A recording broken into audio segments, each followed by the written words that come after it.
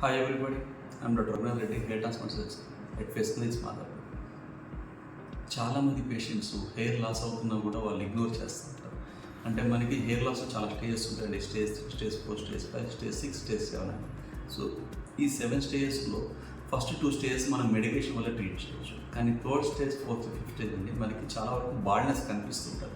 ఈ స్టేజెస్ని మనం మెడికేషన్ వల్ల ట్రీట్ చేయాలి. మెడికేషన్ వల్ల ఏంటంటే మనకి ఉన్న హెయిర్ని స్టెబిలైజ్ చేయొచ్చు అండ్ ఫర్దర్ రాలిపోకుండా దాన్ని కాపాడుకోవచ్చు తప్ప పోయిన హెయిర్ని మనం తీసుకుని రాలేదు. ఎందుకంటే రూట్ ఒకసారి చనిపోయిందంటే మళ్ళీ రాదండి. యాక్చువల్గా స్టేజ్ 4 పేషెంట్స్ కూడా చాలా వరకు బాల్నెస్ లుక్ ఉన్న వాళ్ళు హెయిర్ ట్రాన్స్ప్లాంట్ చేయించుకోవాల్సి ఉంటుంది. కంపల్సరీ స్టేజ్ 3, స్టేజ్ 4లో కూడా front part stage 3, stage 4 vertex ఉంటుందండి. అంటే ఈ బ్యాక్ సైడ్ పార్ట్ కూడా చాలామందికి ఎక్కువ హెయిర్ లాస్ అవుతుంటుంది. వీళ్ళకు కూడా 100% మనం హెయిర్ ట్రాన్స్ప్లాంటేషన్ చేసి మంచి రిజల్ట్స్ తీసుకొచ్చి వాళ్ళ యంగ్ లుక్ని మనం రిప్లేస్ చేయగలం.